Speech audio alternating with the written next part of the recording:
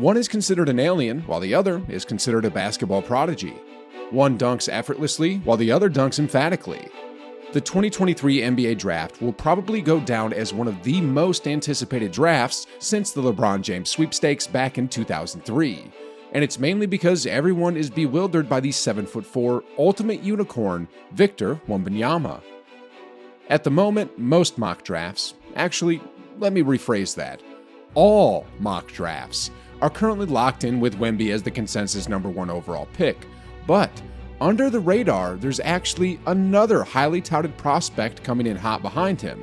And sheesh, guys, it's a good year to have a top pick. I mean, reports are saying that if Wembanyama wasn't around, then there's absolutely no doubt this kid would be the consensus #1 pick. Here comes Scoot Henderson all alone. It's showtime! His name is Scoot Henderson, by the way. And at just 18 years old, he's already tearing up grown men in the G League as if they're just high school kids.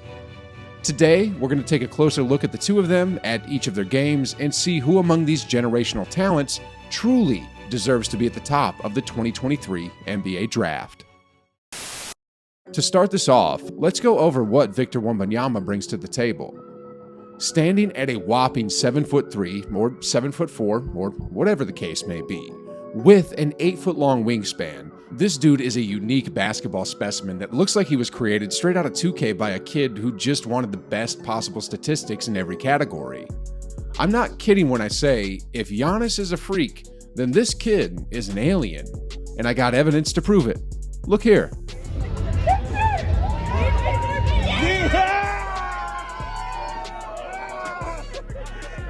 When was the last time you saw someone climb over 3 rows of chairs with 2 steps? My goodness, guys. On the defensive end of the court, with his long limbs, incredible reach, and instincts, Wemby can simply effortlessly block shots like the bully who takes other kids' lunch money at school.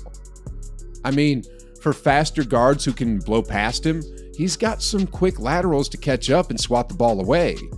Then for everyone else, his mere presence alone can cause players to hesitate to take shots, and by just putting his hands up, he can probably alter shots and decrease opponent field goal percentages by like 10 to 20%. Now, how crazy is that? Next, let's look at his offensive skills, which actually is quite the versatile package. In terms of just shooting, he has a smooth-looking jumper with a nice follow-through, and, if you ask me, his shot-making ability at that size is just absolutely crazy. Wembanyama trying to find some room. This is the running shot. Oh, and he makes it. Sponsorship for this league in blocks per game. Nice. His towering frame allows his fadeaways to become virtually unguardable, and he also has guard-like handles as well as solid footwork, which is pretty remarkable and underrated for someone at that height. Then, if he gets in position and catches the ball in the post, forget about it! Basically, like I said earlier, Wembanyama is a video game type of player that has somehow miraculously been brought to life to defy the conventional and push the boundaries even further of the so-called unicorns in the modern NBA. This 18-year-old kid is currently tearing up the Premier League in France on both ends of the floor, averaging 21.3 points while notching 9 boards and 3 blocks a ball game.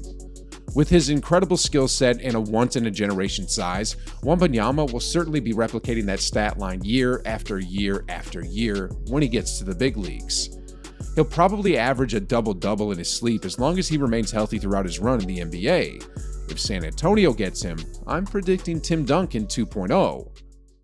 Now, from Victor Wembanyama, let's now switch gears and talk about Scoot Henderson. Despite being like 13 inches shorter than Wemby, Henderson looks bigger than his actual size as he can poster guys as big as Wembanyama with his insane athleticism and elite guard skills. Right off the bat, you can see he has that insane speed. He's been said to have the quick first step of a young D. Rose combined with the explosiveness of a prime Russell Westbrook.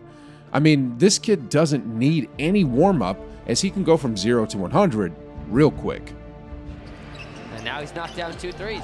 6 for him. Whoa. And in transition, you better get out of his way, because if not, he'll put you on a poster before you even know what's going on.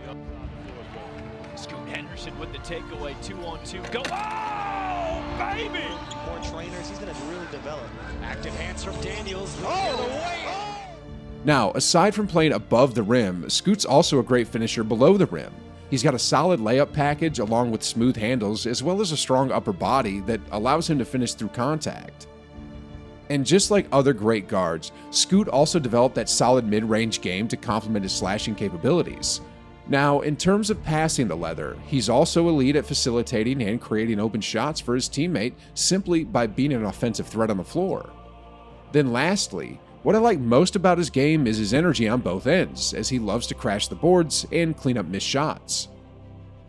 The only weakness about his game in the past was that he didn't shoot the three ball quite efficiently when he first stepped into the G League. But as you can see, he's already fixed this one up as he's currently shooting 47% from three this season. How crazy is that? Then on top of his efficiency in scoring, he's also averaging solid numbers in assists, rebounds, and steals. Now, if you laid out both Wembanyama and Henderson's stat lines today, it's clear as day that both of them are pretty even when it comes to what they produce in the box score. But, you see, stats alone can't determine the true value of a player because there's other factors to consider. In the case of Wembanyama, we already have an idea of what he can do on the court, but as we all know, players of that size have often succumbed to injuries on a regular basis and have either missed countless games or have been rendered unable to play in the NBA. I mean, take a look at what happened to former number 1 overall pick Andrea Bargnani and another lottery talent Kristaps Porzingis. They both stood beyond 7 feet and were top picks of their respective draft classes, but years later, their game either slowly plummeted after getting leg injuries, or they've missed so many games that they just ended up wasting a portion of that team's salary cap. Then, just in the recent draft, Chet Holmgren also fell to the big man syndrome and sadly missed his entire rookie season from an accident that looked like it wouldn't affect a shorter guard. I'm not saying, or even hoping, that Wembanyama suffers the same fate as the big guys that came before him. All I'm saying is that, historically speaking, there's a high chance that players over 7 feet get injured. With that being said, if you're the GM or the head scout of a team with the number 1 pick in next year's draft, would you select Scoot Henderson instead? I mean, he's a less riskier prospect to pick than Wemby with a boatload of upsides. Though he's just 6'2", as we saw, he's clearly physically strong and has a well-balanced core to withstand the grind of the NBA. In addition, compared to the likes of Ja Morant who attacks the rim with reckless abandonment, Scoot's play style is more controlled as he knows how to pace his game the right way, which means that he's less likely to get injured.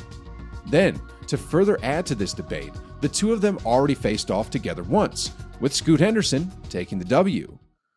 Anyways, with everything being said, if I had to bet money, I'd say Wembanyama is still going to be the number 1 overall pick next year, with the way the NBA has been hyping him up in the past couple of months, as well as other major draft ranking sites. But despite that, Wembanyama knows that Scoot could have been easily the first pick if he hadn't declared for next year's draft. Here's what Wemby said about him. "He's really a great player. If I was never born, I think he would deserve the first spot." Meanwhile, here's Henderson reciprocating the respect Wemby gave him. "He's very skilled, very tall. I respect his game for sure. With how lanky he is and how he moves, that's nothing but work." There is, however, a slim chance that Scoot ends up as the top pick. I mean, a lottery team like the Magic could use his services to complement their loaded front court of Bol Bol, Paolo Banchero, Wendell Carter Jr., and Moritz Wagner since they don't have a solid point guard just yet. But in the end, with all factors considered, I think the team that's going to win the draft lottery will definitely go all in with Wembanyama, simply because he's a generational 7-footer that brings money, wins, and success to the team he's going to be playing for, given that he stays away from that injury bug.